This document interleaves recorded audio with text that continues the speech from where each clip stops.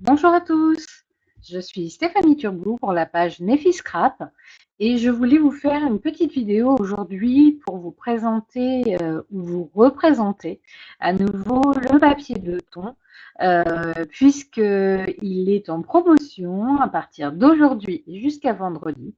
Vous avez moins 20% dessus, donc à la fois sur les lots de papier unicolore et sur les assortiments de couleurs. Donc voilà, c'est un papier qu'on a au catalogue depuis à peu près un an maintenant, un petit peu moins, et qui offre plein de possibilités. Et j'avais fait déjà une petite vidéo où je vous avais montré la comparaison entre le papier de thon et le papier cartonné, mais je n'étais pas vraiment rentrée dans les détails au niveau de la façon de faire. Donc j'ai eu envie de faire une petite vidéo d'approfondissement pour ce papier, puisque c'est la promotion aujourd'hui et jusqu'à vendredi. Donc, c'est le moment d'en profiter. Donc, je vais vite fait reprendre le catalogue. Donc, ça, c'est la petite page que j'avais fait pour vous montrer un petit peu les différences. Mais on va reprendre chacun des éléments, à la fois le déchirer, le froisser, l'embossage et la façon de le plier. Son côté recto verso à deux teintes. Et puis j'ai rajouté quelques autres petites techniques à la vidéo. Donc ce papier, vous allez pouvoir le retrouver à la fois dans la boutique en ligne. Alors si vous craquez, n'oubliez pas de préciser Stéphanie Turmou en démonstratrice Stampin' Up. Voilà. Et, euh, Et vous pouvez également me contacter si vous êtes dans les environs de Donnez-sur-Odon, Villers-Bocage. Je me ferai un plaisir de venir vous livrer si vous passez commande. Voilà. Alors, vous pouvez le retrouver page 77 où vous allez avoir vraiment toute la gamme de couleurs. Donc là, vous allez retrouver les papiers en paquet unicolore. Vous allez le retrouver un petit peu dans le catalogue au niveau des pages de scrapbooking, enfin des lots de scrapbooking, où là vous allez pouvoir retrouver des assortiments de couleurs qui vont avec des papiers imprimés, mais vous pouvez très bien les commander simplement en assortiment comme ça, vous choisissez l'assortiment qui vous plaît. J'ai mis en photo sur ma page les différents lots de couleurs. Si vous voulez jeter un petit coup d'œil, ça vous donnera un petit aperçu un petit peu de tous les lots de couleurs qui sont disponibles. Et, euh, et si vous avez besoin de détails et de papier et de matériel assorti, vous allez pouvoir retrouver ici toutes les couleurs qu'on a disponibles chez Stampin' Up avec les papiers cartonnés, avec les encreurs, avec les bennes, avec tout ce que vous voulez qui correspond à la couleur qui vous fait plaisir. Voilà. Donc je vais laisser le catalogue de côté pour le moment et je vais commencer à vous montrer un petit peu les différences qu'on peut avoir avec les papiers. Donc voilà, c'est des grandes feuilles 30 par 30. Donc on peut les utiliser en fond de page pour du scrapbooking, mais on peut aussi les couper et les utiliser pour de la carterie, pour du home déco, pour toutes ces petites choses-là. Donc là, pour que vous vous rendiez compte, en fait, bon, là, c'est pas là qu'on voit le plus, je vais vous montrer un petit peu mieux tout à l'heure. Mais à chaque fois, vous avez vraiment des différences de teintes en recto et en verso. Il y a toujours une face plus claire que l'autre. Et voilà. Et ça peut donner des effets très sympathiques. Donc, je vais reprendre ici la petite feuille que j'avais fait pour vous montrer. Donc en fait, là pour la façon, pour l'effet déchiré, il n'y a pas de grand mystère, hein, il suffit. Alors surtout d'y aller tranquillement, vraiment d'accompagner le geste pour pas avoir quelque chose de déchiré. Alors déjà pour pouvoir guider un petit peu, de savoir ce qu'on va vouloir faire, parce que si on se débrouille bien, après on peut utiliser le papier de deux côtés, on peut le poser comme ça, on peut le mettre à l'envers, voilà, et faire une nuance de couleur. Donc là, je ne sais pas si ça va bien se voir à la caméra, mais vous voyez, vous avez vraiment deux teintes différentes. Il y a vraiment une couleur claire, une couleur foncée. Et vous avez cet effet déchiré blanc qui est assez sympathique.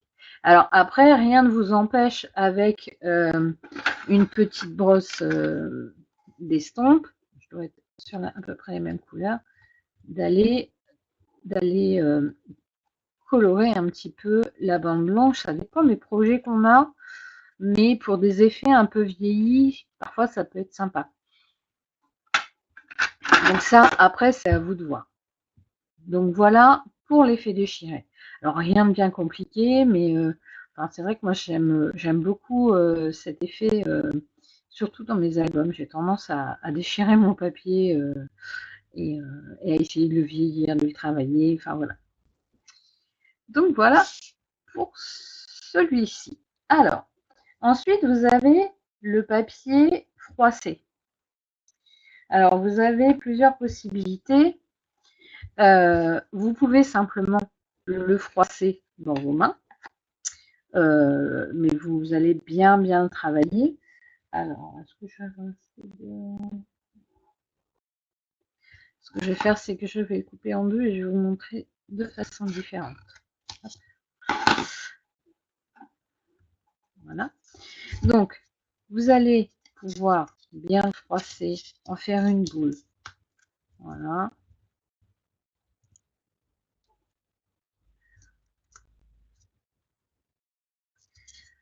Après, ça va dépendre du projet que vous voulez en faire. Bon, là, c'est un petit peu froissé. Mon morceau est trop petit, mais je n'avais pas découpé. Je vais plus en avoir assez sinon. Je veux pas que la vidéo dure trop longtemps. Hop. Alors, on travaille bien. Voilà. On a un effet un peu plus froissé. Et ça peut très bien s'utiliser comme ça. Le plier. Là, j'ai vu passer une très jolie carte justement avec ce papier froissé où on avait un effet un petit peu en volume comme ça, avec des végétaux posés dessus. Ça peut être très sympathique. On peut le plier en plus pour avoir cet effet de ton. Voilà. Alors, une autre chose, moi, que j'aime bien faire aussi, ça va être... je vais le... Voilà. Je vais juste mettre un petit peu d'eau.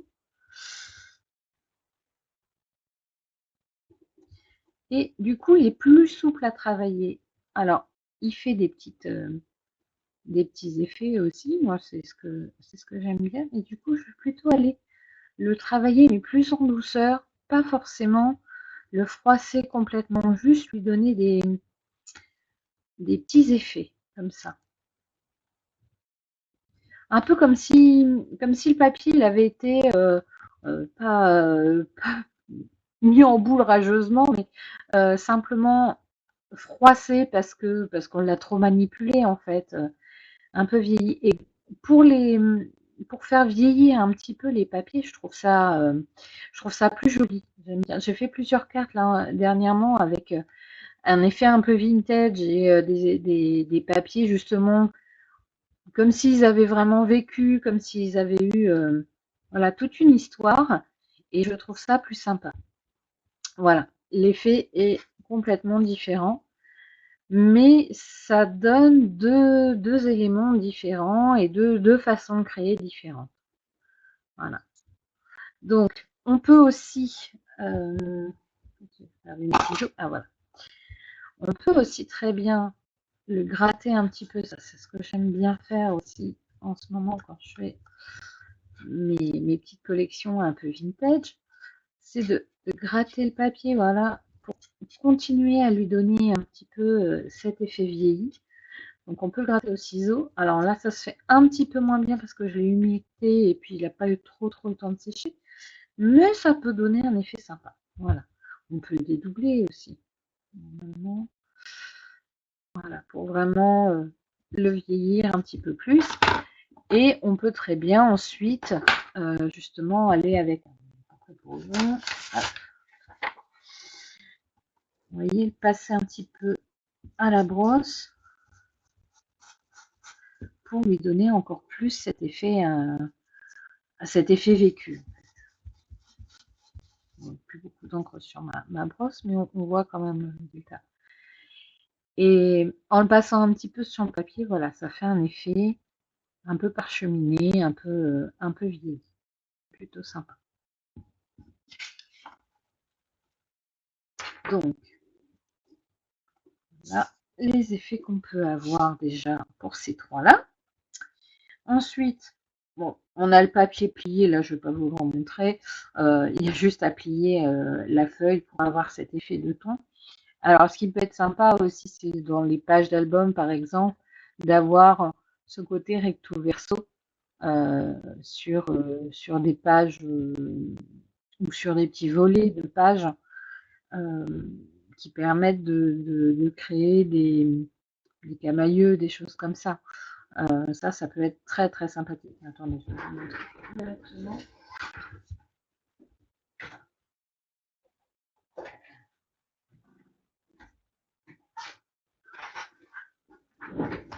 C'est un album que j'avais réalisé il y a quelque temps, pardon.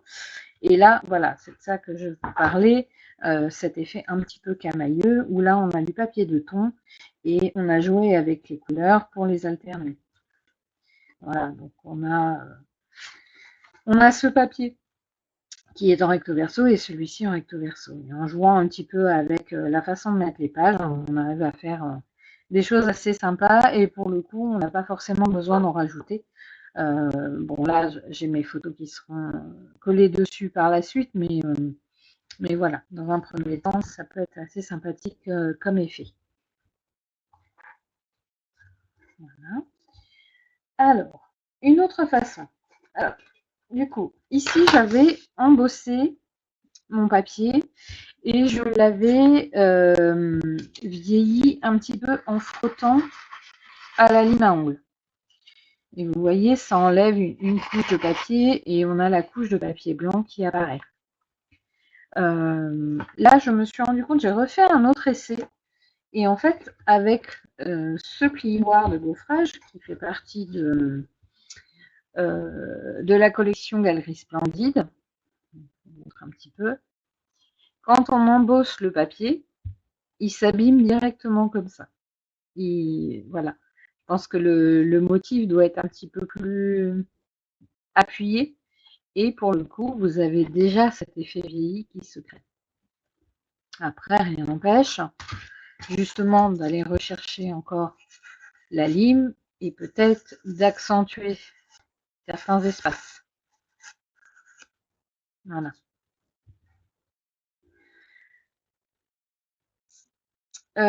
Une petite chose que j'ai oubliée aussi, c'est dans la façon de vieillir le papier, comme surtout sur celui-là.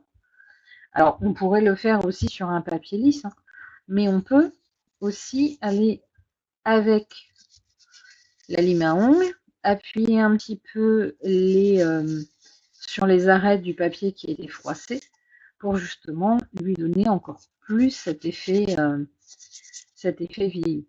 Donc là, on revoit, on a toutes les nervures des pliures qui ressortent. Donc on pourrait le faire aussi de l'autre côté. Hein. Là, je ne l'ai pas fait. Mais on peut aussi le faire pour le coup sur un papier tout seul et aller. Ma lime est déjà un peu à force d'appuyer dessus. On peut créer. Attendez, je vais pousser ça. Hop. On peut aller créer aussi des effets un petit peu patinés, comme ça.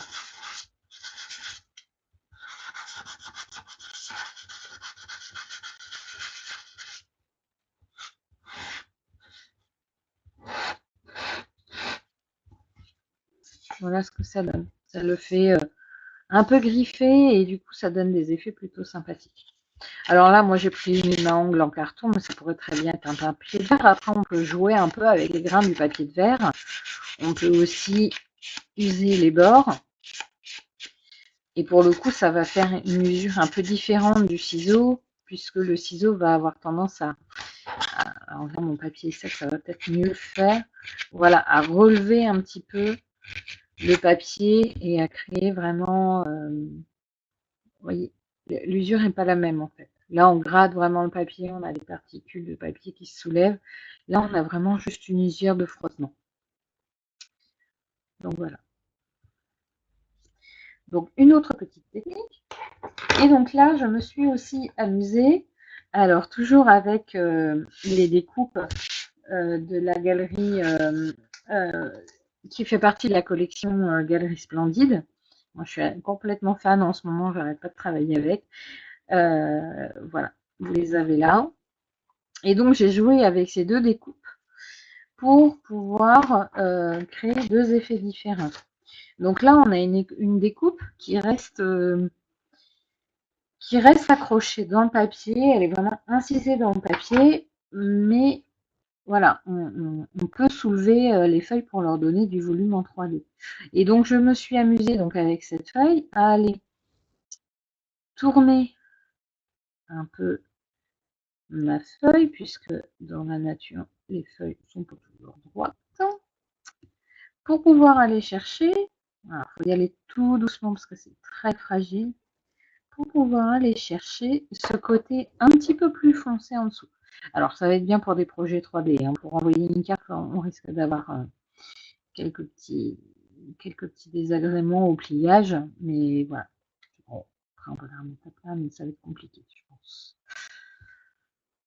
Voilà. Et on peut aller chercher vraiment la couleur de l'autre côté du papier.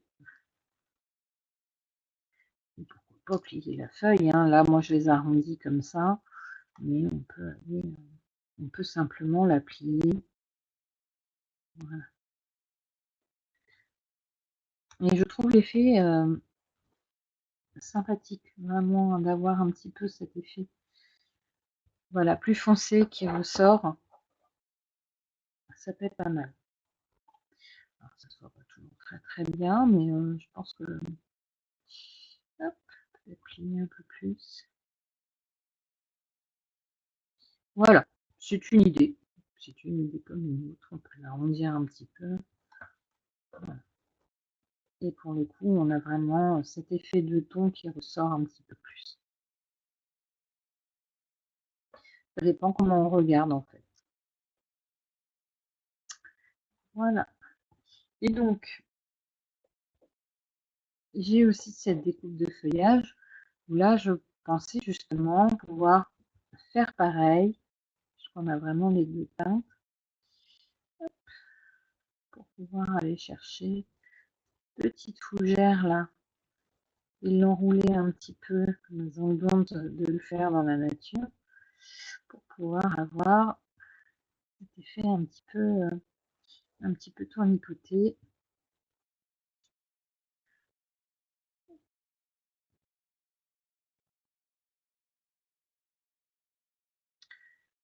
Voilà. Dans un bouquet de feuillage, dans une petite composition, dans une couronne, une petite couronne à suspendre au mur. Voilà, on peut avoir des effets un petit peu sympathiques comme ça, où les deux teintes ressortent. Alors ça reste subtil, hein, la différence entre les deux teintes n'est pas si marquée qu'on puisse vraiment avoir une transition nette, mais c'est justement ce qui est intéressant, c'est que ça fait un jeu d'ombrage qui est plutôt sympathique. Voilà, donc c'est ce que j'avais à vous montrer aujourd'hui avec les papiers de thon. Donc voilà les petites techniques qui existent avec ces deux papiers. Je suis certaine qu'en creusant un petit peu, on peut encore en trouver plein d'autres. Mais je trouve que ce papier offre beaucoup de possibilités. Alors n'hésitez pas à me dire en commentaire quelle est la technique que vous préférez si vous allez les tenter et vous laisser tenter par ce papier si vous ne l'avez pas déjà. Je serais heureuse de voir vos créations et vos idées et surtout vos avis. Donc n'hésitez pas à partager la vidéo, à la liker, à partager à vos amis, à me laisser un petit commentaire, ça fait toujours plaisir. Et puis voilà, si vous voulez profiter de la promotion, vous pouvez soit commander en ligne, donc vous bénéficierez des 20% sur le papier et également des primes créatives, puisque même s'il y a une promotion, les primes créatives sont valables aussi. Et puis si vous le souhaitez, vous pouvez également me contacter. Une commande est en cours, donc voilà, il n'y a pas de souci, c'est possible. Voilà, j'espère que cette petite vidéo vous a plu. Je reviendrai très bientôt pour une prochaine. À bientôt!